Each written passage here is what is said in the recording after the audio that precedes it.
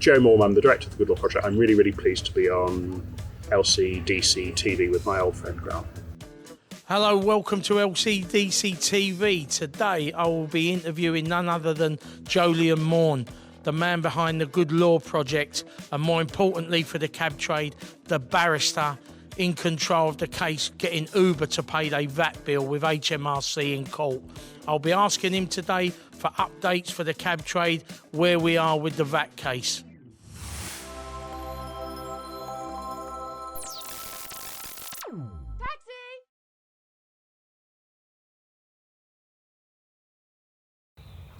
Welcome to another episode of LCDC TV, the news channel for the London taxi trade.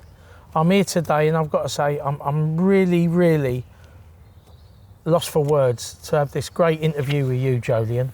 For those who are watching, could you just tell the viewers a bit about the great work you're doing at the moment and going forwards? So Good Law Project started in 2017. And the first case we did was the case against Uber. That just resolved this year. Uber have acknowledged in their accounts that they are the subject of an assessment from HMRC. We think the total assessments will be £2.5 billion or thereabouts, including interest. To all you taxi drivers out there, could you just say that to the camera, please? I reckon Uber's VAT liability in the UK, plus interest, is about £2.5 billion. Wow. Very substantial sum of money. And I've got to say, if it wasn't for all the hard work that you've done, and I know the club financially contributed a small part of what you needed, but when we spoke to you them years ago and about what you wanted to do, for us as cab drivers, it was a no-brainer. You know, we're the little men, and for have someone like yourself to go head to head with them and seek justice, it really means a lot. So on behalf of all the taxi drivers that are watching, I'm going to say a big thank you very much. Oh, that's really kind. And you know, I work really hard. I've got young kids, I've got 3 young kids. And one of the nicest things that's ever happened to me when I was travelling back from Waterloo Station with my kids, and I got in the back of a cab, and cabbie drove me here, and he absolutely refused to take the fare. I always really try hard to pay because I know you guys don't make a fortune. He absolutely refused to take the fare, and he said, well, you know, you've done all this work on Uber. But the kids in the back of the cab with me, it was really lovely. They sort of got a sense of how much the work that I'm doing means to other people. So it was really nice for me as well. It does. It means a hell of a lot. And as you know, if I take it back, one of my questions here was everything that you've got going on at the moment with the government, the corruption, the lobbying. I mean, I remember back in, when was it, 2016, I think it was, we put it on the front page about Cameron and Osborne telling TfL to allow Uber to circumvent the law. And that's what lobbying really does. I think people might think that lobbying's a nudge, nudge, wink, wink, here's a tenner, governor, if you could help me out. But for companies like the London cab trade, who are on the other side of the lobbyists, is that they've absolutely decimated our industry. Yeah, that's totally true, actually. I'd forgotten about that. But one of your members, I think, got a cache of FOI emails from Danny, Transport for London. Danny O'Regan, yeah. And they showed this extraordinary story of the government being lobbied in San Francisco, as I recall. Yes. By a representative of Uber. Corey Owens, I believe it was. Those lobbying efforts moving to number 10. I think Osborne's team pushing Johnson's team. He was then, I think, London Mayor.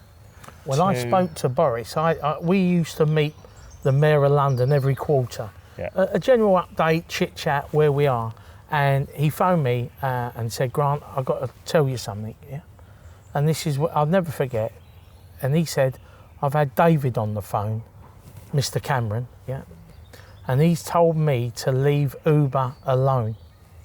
Now, when people might see taxi drivers protesting in the mail or something and go, oh, not them again. What people don't realise is the skullduggery, and I'll call it that, that's gone on, that's absolutely decimated a taxi service that's existed in London for 300 years. For what? They've destroyed us for what? An American app company pays his tax in Holland, thanks to you, looks like they're going to pay some VAT, goes to court to fight workers' rights. Is that really the great thing that they've achieved by destroying us and helping Uber thrive and prosper, you know?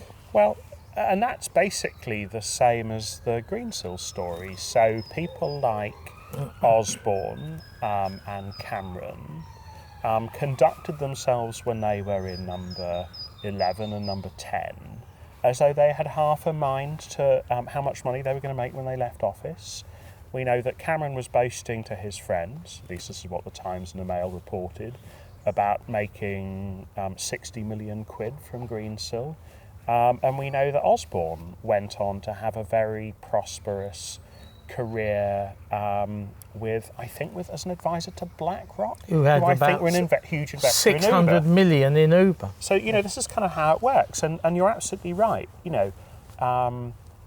These stories have winners who are the politicians who are taking advantage of their office to promote the interests of private companies. And they have losers. And the losers are the people who get done over because the politicians won't do their job properly, because they've got half an eye to their own wealth in the future. It's really wrong. It's wrong. It is wrong. It's wrong in so many ways. And I remember we used to put it on the front page.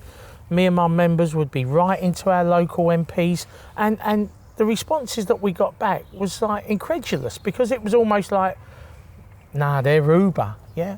And you're saying, well, yeah, all Uber are. They book a minicab on a phone. It's not putting anyone on Mars. It's not eradicating cancer. It's a minicab firm. And whenever has our Prime Minister lobbied for a minicab firm? Ever? Yeah. Well, it's all about the money, isn't it? Yeah. And, you see that now with Greensill, what you're saying, and it's the same story. It's exactly the same story. It's special access to government ministers for those who have money and connections. What happens? The losers are regular people. Thrown away. Absolutely so. It's very, very wrong. It's very wrong. It's wrong. Don't allow anyone to tell you it's not wrong. It is wrong, isn't it? It's wrong. And there was times when the cab trade was having protests on foot outside number 10. We had one. George Galloway turned up, and there's a speech where he says, I'll say this in front of cameras and microphones, maybe not now, not next week, but there will be money changing hands between Uber and number 10. And, you can't really dispute that, And there was times when I thought, as a cab driver, and no one was listening, I almost felt like akin to when the miners was on strike and the miners were protesting and the government was saying, oh, no, just so dismissive of them as individuals, the effect on their families, and an industry that they just threw away. I mean, I'm not a member of the Labour Party anymore, but my parents were trade unionists. I was an advisor on tax policy to Ed Miliband. And, it's a story from time immemorial. The Conservative Party always looks to big money interests, and, that always creates losers. And the losers are small businessmen like cabbies and workers. It's a zero-sum game, and there are always people who lose out, and there are always those without power. Collateral damage, I think they called it in the House of Lords and Commons. And seeing what's going on now, the small man needs a voice. We really need to have a voice, because we're just being steamrollered here in this country at the moment. I mean, when you look at Uber, I've said that they lost 7.6 billion last year, never made a profit. And for a company that's never made a profit, it's not profitable. They've destroyed probably the best cab service in the world. People get in my cab, Jolyon, from America, all other parts of the world, and always say to me along the lines that, you know what, I wish we had a cab service like this where I come from. People don't know where they're going. And for me, I always felt that a London cab was something that London should be proud of. We've had mayors who can't wait to see the back of us. I really can't work it out, Jolyon. Any ideas on why that could be? Well, We've gone over a few. we have gone over a few. I don't really. I mean, Boris Johnson's obviously a very smart operator, but if Boris Johnson wanted to do the right thing by the black cab trade when he got that call from number 10 or number 11, and I can perfectly well imagine he did, he would have just said so. He was London mayor, and it's in his wheelhouse. The regulation of the cab trade. I mean, I think at that time he was out the cabinet. I think Cameron and Osborne were the big power brokers, and I think it was almost like, I don't know, I was never privy to the conversation, but it was probably like, Boris, if you let Uber in, the green light with TfL, I know they don't operate within the law of the private eye legislations and taxi legislation, but we'll get you on board. You can jump on the old gravy train. Who knows? Well, it's always the way, isn't it? There's always something in it for you that causes you to ignore or to overlook that which you ought to be doing to look after the public interest. Yeah. And that's corruption, that's sleaze, and it's wrong. And it means that the laws don't get upheld. It means that people with less power aren't equal before the law. The rules get bent to suit the wealthy, and I really makes me angry. That really gets under your skin, doesn't it? Yeah, exactly. Gets me out of bed in the morning. Which is a great thing, that there are people like you, intelligent, powerful people that know right from wrong and say this isn't right. And it's always amazed me how from when the cab drivers used to tell the mainstream media about what has gone on, it was almost like they didn't care, or they wouldn't believe that a prime minister of this country would actually lobby for an American tax avoiding minicab app. You wouldn't put the two together, would you? You know what I mean, Jolyon? And we went to City Hall, and they called up Leon Daniels. He was like a senior manager at TfL, and they said to him, part of the regulations of Private Hire Act in London was that they had to have a landline. You know, years ago, Jolyon, you'd phone your minicab office. Yeah. I mean, it's only 10 minutes, all right, boom. And they said, Leon, what's their landline? And he kept on saying, they've got one. And the City Hall people said, well, listen, if they've got one, what is it? Tell us. And we're sitting in the balcony, I'll never forget, and Leon said, I'll tell you what it is. And he's got his phone, sweaty hands, dum dum dum dum dum, and as he's saying 647, I'm phoning it on my mobile, right? And it's ringing.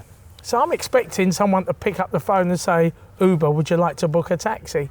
And lo and behold, a woman phoned up, picked the phone up and went, hello? I said, hello, is that Uber? She said, well, sort of. I said, I'd like to book an Uber. She said, how'd you get my number? I said, who is it? It was the manager of Uber, a woman called Jo Bertram, who was their CEO in London. And then I got a text from the Deputy Mayor of Transport, Isabel Dedrin, who was Boris's number 2, and she texted me and said, oh my God, Leon's just given Jo Bertram's private number out. But it's farcical, but then you think, they've just got away with it. That was just pushed under the carpet, and Uber allowed to continue, and we would write to TfL and say, this can't be a landline. We've proved it's not a landline. Well, we're investigating. So like you said, you've got the little cab driver there, a one-man band, little self-business, working hard, and you're up against the government, Uber, TfL, all these great big, institutions, and they're just kicking you around at a football, and you think, where do we go with it? Yeah. And thank God there's people like you, Jolyon, who would stand up for us, and we're forever in your debt there, mate. I'll tell you that. Done a great job. Well, it was really nice. It was the first case Good Law Project ever brought in 2017. I knew I wanted to do something about tax avoidance, and it was a good villain and a good place to deserving start. villain, I think, as well. So, we're talking about the Uber, the VAT case. Where are we, Jolyon, with Uber? So HMRC play their cards very close to their chest, but Uber's most recent accounts published in the States say that HMRC have raised an assessment against Uber, and that they are waiting for the decision of the Supreme Court in the Uber workers case, and we now know that that decision has Went come our way. and so I'm speculating, but I was a tax QC, and what I think's happened is that they agreed, Uber and HMRC, to just sort of wait and see what happened in the Supreme Court. Now that Uber have lost, they will have that fight in the tax tribunal. So I think back end of 2021, early 2022, we will see that case in the tax tribunal, and we'll see exactly what the numbers are. But I was told by a journalist who was briefed privately by Uber's chief exec. They do a lot of private briefing. They do a lot of private briefing. That it was £1.5 billion, and this was a backwards-looking assessment. So £1.5 billion in VAT and interest up to that point in time. That number was given to me in the summer of 2019. So the assessment will have been raised before summer 2019. And I think perfectly reasonable to anticipate another £750 million or £1 billion on since that assessment was raised. So you could well expect to see £2.5 billion of VAT paid by Uber. Wow. To That's some pay figure. nurses' wages. Yeah, and rightly so. And absolutely right. Oh, they make me laugh. At Christmas, they say Uber gives free rides to nurses up to £5-6 or whatever. But if they paid their tax and the VAT, they'd be able to pay nurses' wages and pay them a bit more money. You know what I mean? Yeah. That's a sign. That's a sign. That's Boris. Oh, God. Well, listen, I won't take any more of your time up. I know you're extremely busy, and I really, really appreciate your time today. It's been a great conversation. Really good to see you again, Grant. It's been too long. And I know there'll be cab drivers watching this on a rank, on their phone, and they'll be left with one big, big smile today. Wow, what an interview. There you go. What an update for the cab trade. And as you know, Jolyon is such an ally for the cab trade, and more importantly, a thorn in the side of Uber. So I hope you like the video. If you like it, please like, press the subscribe button, and more importantly, leave a comment. Thanks for watching.